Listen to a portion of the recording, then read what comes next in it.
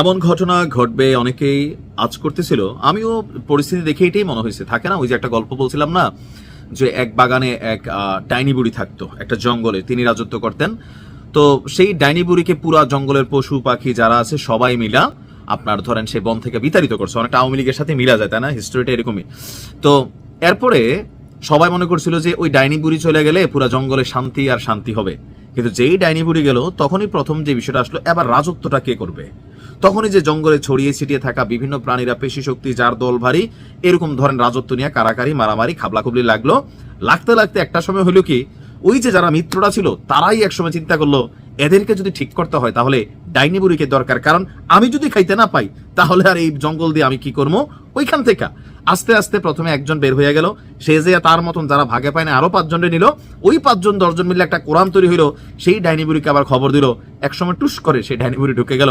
বাংলাদেশের পরিস্থিতিও বলছে একসময় টুস করে এই জাতির মধ্যে একটা বড় অংশ, আওয়ামী লীগ তো আছেই, বাকি যারা আছে এরার মধ্যে একটা বিভাজন তৈরি হইয়া একটা অংশ আওয়ামী লীগের সাথে সাপোর্ট হয়ে যাবে। এরপর শেখ হাসিনা বাংলাদেশে ফিরবে।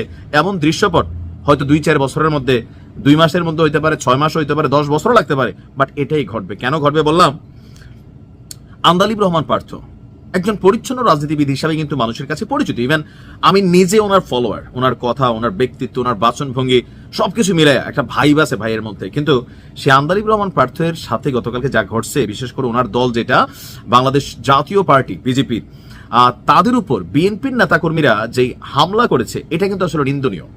এটা উচিত হয় নাই। কারণ পার্থ ভাই যাই কথা বলছেন বা তারেক রহমানের সাথে ওনার একটা ভালো সম্পর্ক আছে, কিন্তু রাইট নাও জনাব তারেক রহমান যে বাংলাদেশের সব জায়গায় বিএনপি নেতাকর্মীদের সম্ভবত কন্ট্রোল করতে পারছেন না লোকাল ইস্যুগুলোতে, এটা কিন্তু প্রমাণিত। এটা বিএনপির জন্য ভালো হয় নাই, আন্দালিব ভাইয়ের জন্য ভালো হয় নাই। আর এতে যথেষ্ট নিন্দা, তীব্র প্রতিবাদ জানিয়েছেন চেয়ারম্যান আন্দালিব রহমান পার্থ। তিনি লিখেছেন, গতকালকে ভোলা সদরে বিজেপির বিশাল এক নির্বাচনী মিছিল হয়। হাজারো মানুষ এই মিছিলে অংশগ্রহণ করে। জোহরের নামাজের পূর্বে যখন শান্তিপূর্ণ এই মিছিল শেষ হয়, তখন অল্প সংখ্যক নেতাকর্মী বিজেপির কার্যালয়ে ছিল।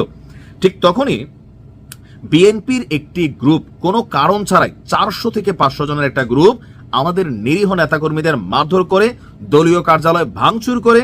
আর এতে আমি আশ্চর্য, বিষয়টা দুঃখজনক, হতাশাজনক এবং আমি এর তীব্র নিন্দা জানাই।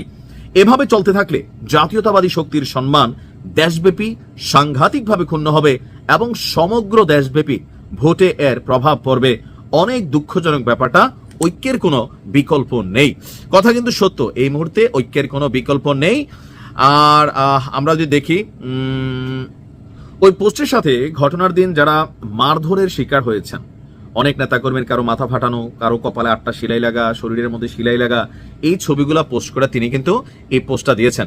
তো আমার কাছেও মনে হয় যে যে ঘটনাটা ঘটলো ভোলা শহরের নতুন বাজারে, যে জেলা বিজেপির কার্যালয়ের সামনে বিএনপি এবং বিজেপি নেতাকর্মীদের মধ্যে সংঘর্ষ, লাঠিসোঁটা, ইট পাটকেল, সাংবাদিক আহত, পুলিশ আহত, উভয় দলের প্রায় অর্ধশত নেতাকর্মী আহত। আর এদের মধ্যে যারা একটু বেশি আহত, এদেরকে ভোলা জেনারেল হাসপাতালে ভর্তি করা হয়েছে। সংঘর্ষের ঘটনাটি পূর্ব পরিকল্পিত বলে দাবি করেছেন স্থানীয় বিএনপি এবং বিজেপির নেতারা। প্রত্যেকে বলছেন যে আমরা দায়ী না, ওরা দায়ী।